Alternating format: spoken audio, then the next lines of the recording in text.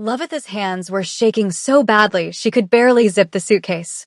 She'd practiced this moment 100 times in her mind, but now that it was real, now that her clothes were packed and her passport was in her purse and the taxi was waiting downstairs, her body wouldn't cooperate. 3 years of marriage. 3 years of trying. And it was ending in a cramped Seoul apartment at 2 in the morning while her husband slept in the next room. She gripped the suitcase handle and took one last look around. The wedding photo on the shelf caught her eye, her in traditional Nigerian attire, Minjun in a hanbok, both of them grinning like they'd discovered the secret to eternal happiness. That was 18 months ago. It felt like a lifetime. The bedroom door opened. Loveth froze. Minjun stood there in his pajamas, his hair messy from sleep, eyes adjusting to the living room light. He looked at her, at the suitcase, at the purse on her shoulder, and his face did something she'd never seen before. It crumpled. Not angry, not cold, just broken. Loveth, he whispered. Please don't go. She'd prepared for anger, for guilt-tripping, for the cold silence he was so good at. But the raw pain in his voice shattered every script she'd rehearsed. I have to, she said, and her voice cracked. I can't do this anymore, Minjun. I can't keep being invisible in your life. He took a step forward, and she took a step back. Please, he said again. Just give me 5 minutes. 5 minutes to say something, and if you still want to leave after that, I won't stop you. I'll even carry your suitcase downstairs. Loveth looked at the door. The taxi driver was waiting. Her flight to Lagos left in 5 hours. She timed everything perfectly to avoid this exact conversation. But something in his eyes made her pause. 5 minutes, she said. That's all you get.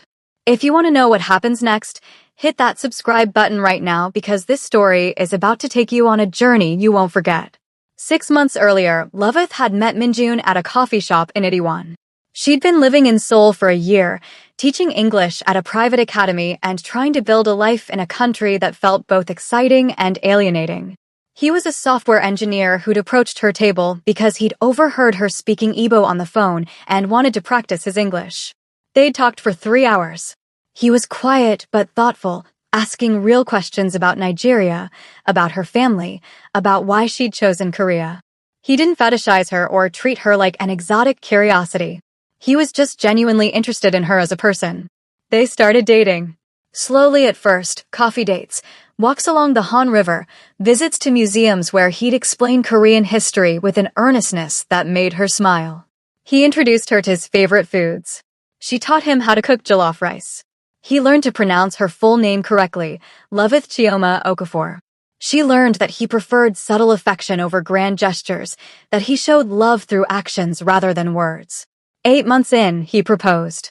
It was simple, no big production, just the two of them on a rooftop in Namsan Tower at sunset.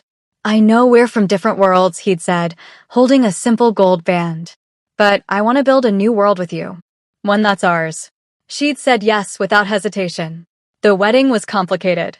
Her family couldn't afford to fly from Nigeria, so they'd done a small ceremony with his family and video called her parents during the vows. His mother had been polite but distant. His father had been warm but concerned. His younger sister, Jiwon, had been the only one who genuinely seemed happy for them. Don't worry about Amma, Jiwon had whispered during the reception. She just needs time to adjust.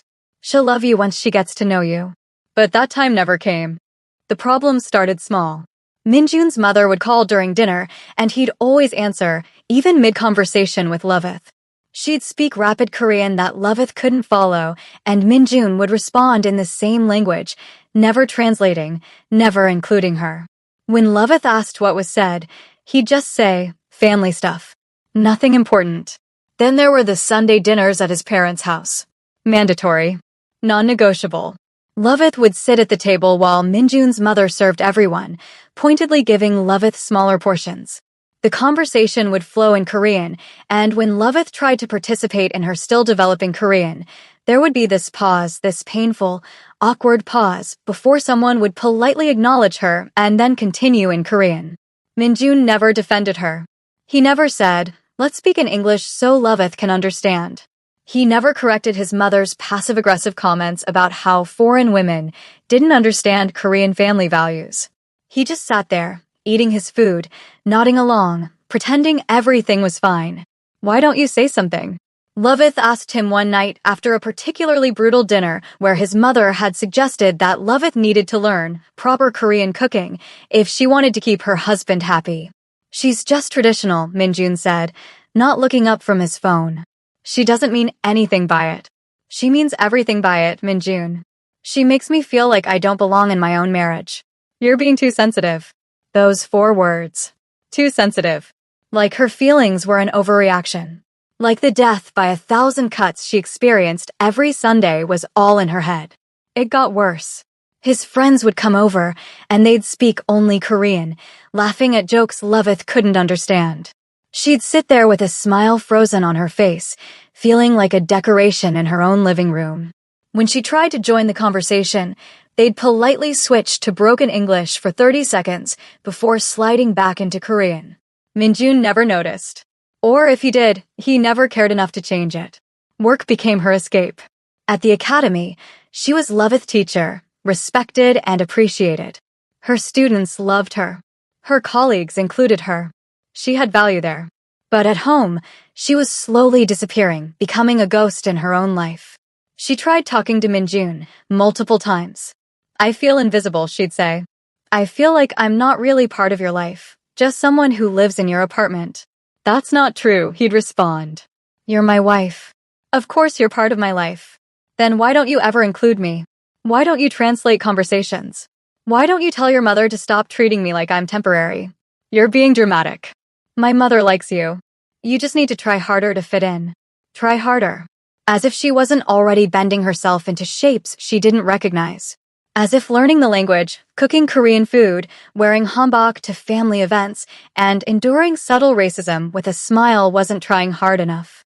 The breaking point came on their 2nd anniversary. Loveth had planned a special dinner. She'd taken the day off work, spent hours cooking his favorite foods, bought a gift she'd saved up for a watch he'd mentioned wanting months ago. She'd decorated the apartment with candles and flowers, put on the dress he loved, and waited for him to come home.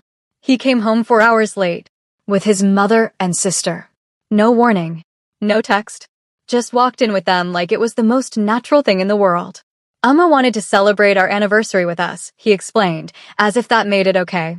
As if their anniversary was a family event and not an intimate celebration for 2 people who'd promised to build a life together. His mother looked at the romantic setup with barely concealed disdain. "Too much," she said in Korean to Jiwon. "Foreign women are always so excessive."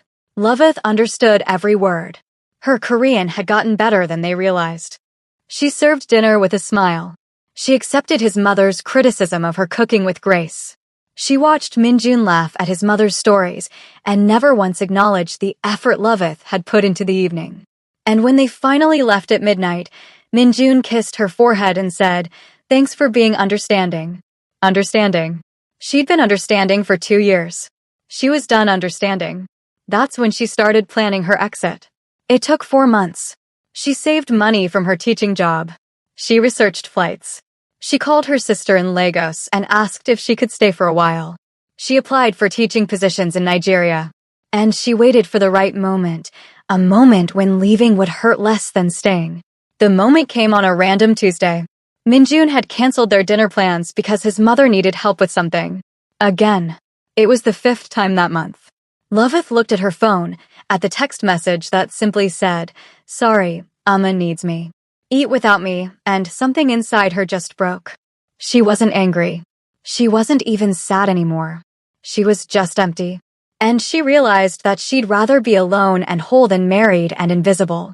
So she booked the flight, packed the suitcase, called the taxi, and tried to leave at 2 a.m. while he slept.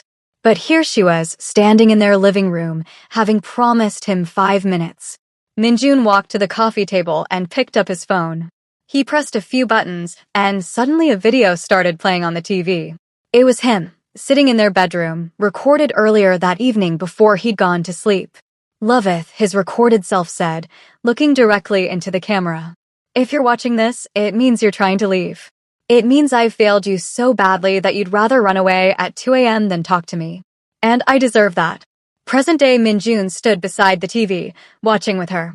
On screen, recorded Minjun took a shaky breath. I know you think I don't see you. But I do. I see you trying to fit into my family. I see you learning Korean even though it's hard. I see you enduring my mother's comments with grace I don't deserve.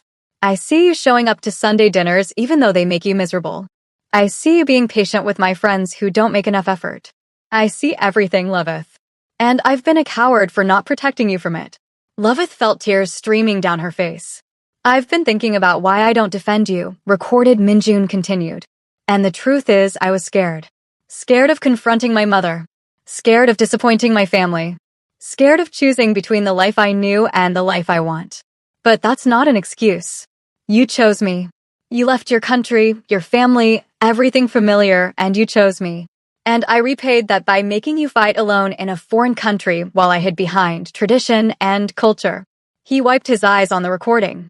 I don't know if you'll ever see this. Maybe you'll leave before I wake up. Maybe I'll delete this tomorrow out of shame.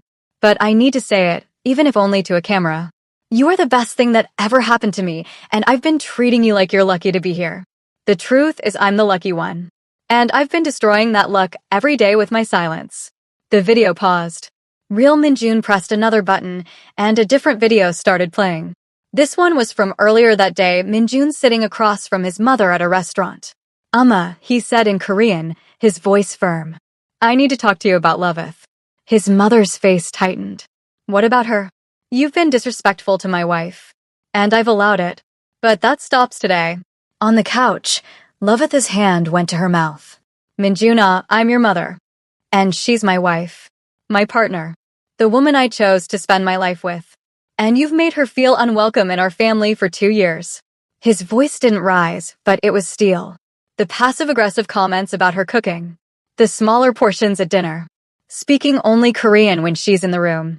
Calling her the foreign wife instead of using her name. All of it stops. I was just trying to help her understand our culture. No, you were trying to make her feel like she doesn't belong so she'd leave and I'd marry someone you chose. But I already chose. I chose Loveth. And if you can't respect my wife, then we won't be coming to Sunday dinners anymore. His mother's eyes widened. You would abandon your family for her? I would protect my family. Loveth is my family. You taught me that family is everything, and you're right. So I'm choosing my family. My wife. If you want to be part of that family, you need to treat her with the respect she deserves. If you can't do that, then we'll see you at holidays. But the weekly dinners, the constant phone calls, the dropping by unannounced, all of it stops until you can treat my wife like a daughter instead of an inconvenience. The video ended. Minjun turned to face Loveth, his eyes red. I had that conversation yesterday, he said quietly. I didn't tell you because I wanted to see if she'd actually change or if I'd need to follow through on my boundaries. But then I came home tonight and saw you packing, and I realized I was already too late. He pulled out his phone and showed her messages. I also texted my friends. Told them that from now on, when they come over, we speak English. If they can't respect that, they're not welcome in our home. Because this is your home, Loveth. Not just mine. Ours. He showed her another message thread. I joined a support group. For Korean men married to foreign women. To learn how to be a better husband. How to navigate 2 cultures without making you carry all the weight. Loveth couldn't speak. Tears were flowing freely now. And I know this might be too late, Minjun said, his voice breaking. I know I've hurt you so much that you can't trust that I'll actually change. But Loveth, if you give me one more chance, not forever, just one more chance, I will prove to you every single day that you matter. That your feelings matter. That your comfort in our home matters more than my mother's approval or my friend's convenience. He knelt down in front of her. I'm not asking you to stay because I've changed. I'm asking you to stay because I'm finally ready to change. Really change. And I know I have to earn back your trust. But please let me try. Loveth looked at him. At this man she'd fallen in love with, who'd been slowly breaking her heart through neglect and cowardice. But she also saw something new. Fear. Real fear of losing her. Not the comfortable assumption that she'd always be there no matter how badly he treated her, but genuine terror that he'd destroyed something precious. Stand up, she said quietly. He stood, hope and fear warring on his face. I need you to understand something, Loveth said. I'm not surprised you went back with one good conversation with your mother. I'm a person who's been hurt repeatedly by the man who promised to love and protect me. You didn't just fail to defend me. You made me feel crazy for being hurt. You dismissed my pain as being too sensitive. You chose your mother's comfort over my dignity every single time. I know. I'm not finished. Her voice was steady now, powered by 2 years of swallowed words. If I stay, things have to actually change. Not promises. Not intentions.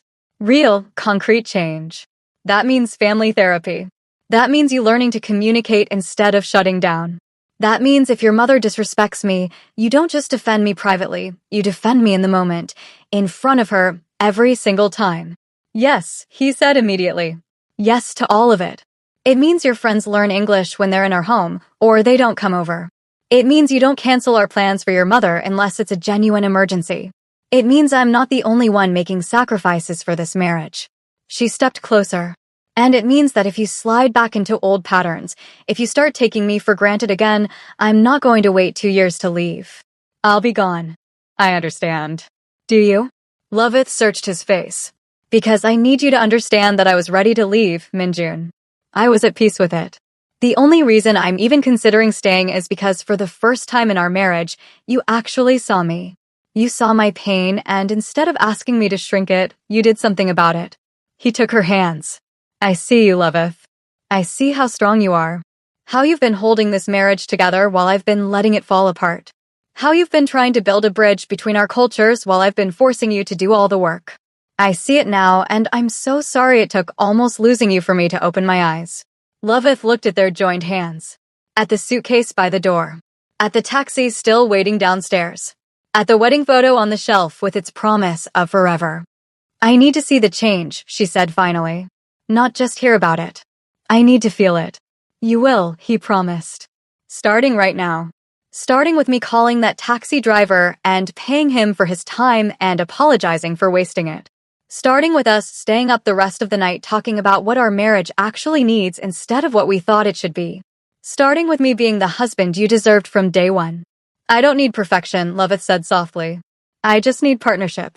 Real partnership. Then that's what you'll get. He squeezed her hands. I love you, Loveth. I should have been saying that every day. I should have been showing it every day. And I will, from now on, if you let me. Loveth looked at him for a long moment. Then she looked at her suitcase. Then back at him. Unpack it, she said. What? My suitcase. You said you'd carry it downstairs if I wanted to leave. Well, I'm not leaving. Yet. But I'm also not unpacking it myself. You're going to unpack it, and every time you put something back in the closet, you're going to remember what almost happened tonight. You're going to remember that marriage isn't a guarantee. It's a choice both people have to keep making. He nodded, understanding. I'll remember. And tomorrow, we're finding a couples therapist who specializes in intercultural marriages. Not next week. Not when it's convenient. Tomorrow. Tomorrow, he agreed. And you're calling your mother. Not to tell her what you did, but to set up a meeting where I'm present and we establish boundaries together. As a team. As a team, he repeated. Loveth took a deep breath. I'm not promising this will work. I'm not promising I won't change my mind. But I'm willing to try if you are. Really try, not the half effort you've been giving. I'm ready, he said. I'm finally ready to fight for us instead of expecting you to do all the fighting. She nodded and stepped back. Then unpack. I'll cancel the flight. As Minjun carefully unpacked her suitcase, treating each item like it was precious, Loveth called the airline. She watched him fold her clothes and place them back in the dresser with a tenderness he'd never shown before. Like he was handling pieces of her heart. Which, in a way, he was. When he finished, he stood in front of her. What now? Now we talk, Loveth said. Really talk. About everything I've been too tired to fight about. About everything you've been too scared to address. About what kind of marriage we actually want instead of the one we've been surviving in. They talked until sunrise. They talked about his mother, about his friends, about language and culture, and all the ways they'd been failing each other. They talked about Loveth's loneliness and Minjun's fear of confrontation. They talked about expectations and reality, and how to build something that honored both of them. It wasn't easy. There were tears. There were raised voices. There were moments when Loveth almost grabbed her suitcase again. But for the first time, Minjun didn't shut down. He didn't dismiss her feelings. He didn't make excuses. He just listened, really listened, and responded with honesty instead of defensiveness. When the sun came up, they were exhausted, but something had shifted. The air in the apartment felt different. Lighter somehow. "I'm still angry," Loveth said as they sat on the couch, both too tired to move. "You should be," Minjun replied. "I gave you plenty of reasons. And I'm still scared. Scared that this is temporary. That you'll go back to old patterns when things get comfortable again. Then I'll have to make sure things never get that comfortable," he said. "I'll have to keep choosing you actively every day. And if I start slipping, you have permission to call me out immediately. No waiting, no suffering in silence. You tell me, and I fix it." Loveth looked at him. "You really mean that?" "I really mean it." He turned to face her. "I almost lost you, Loveth. I came this close to waking up and finding you gone. That feeling, that terror, I never want to feel it again. So yes, I mean it. Every word." She leaned against him, and he wrapped his arms around her. They sat like that, watching the Seoul sunrise through their apartment window, both knowing that this was either a new beginning or the beginning of the end. But for the first time in months, Loveth felt like she wasn't facing it alone. The changes didn't happen overnight, but they did happen. Minjun found a therapist who specialized in intercultural couples, and they went every week. He had that meeting with his mother, with Loveth present, and established real boundaries. The first few Sunday dinners after that were awkward and tense, but Minjun never wavered. When his mother made a passive-aggressive comment, he called it out. When the conversation excluded Loveth, he redirected it. His friends adjusted. Some of them rose to the challenge and started making real efforts to include Loveth. Others slowly faded from their social circle, and Minjun let them go without complaint. It wasn't perfect. There were setbacks. There were arguments. There were moments when old patterns tried to reassert themselves. But the difference was that Minjun caught them now. He apologized when he messed up. He actively worked to be better instead of expecting Loveth to accept less. 6 months after that night, Loveth came home to find Minjun cooking in the kitchen. Not Korean food. Jollof rice. He'd spent weeks learning from YouTube videos, texting her sister for advice, practicing until he got it right. "What's this?" she asked. "I realized something," he said, stirring the pot. "You've been learning my culture for 3 years. My language, my food, my customs. But I never learned yours. Not really. So I'm starting. This is just rice, but I want to learn everything. Igbo phrases, Nigerian history, how to make your mother's egusi soup. I want to know you, Loveth. All of you. Not just the parts that fit into my world." Loveth felt tears prick her eyes. "The rice is burning." He looked down in panic, and she laughed, a real, genuine laugh that filled the apartment. "I'll help you," she said, coming to stand beside him at the stove. "But you have to stop stirring so aggressively. Jollof needs gentle hands." "Gentle hands," he repeated, adjusting his grip on the spoon. "I can do that." They cooked together, side by side, mixing cultures and flavors and futures. And for the first time since they'd gotten married, Loveth felt like she was home. Now, if this story touched your heart, I need you to do something for me. Hit that like button and drop a comment below telling me your thoughts. Have you ever felt invisible in a relationship? Did Minjun do enough to earn a second chance? What would you have done in Loveth's position? I read every single comment, and I want to hear your story. And if you haven't subscribed yet, what are you waiting for? Hit that subscribe button and turn on notifications because we have so many more incredible stories coming your way. Stories about love, about struggle, about people finding their way back to each other. You don't want to miss a single one. Until next time, remember, you are never too demanding for wanting to be seen, heard, and valued in your own relationship. The right person won't make you feel like you're asking for too much. They'll make you feel like you're worth everything. See you in the next one.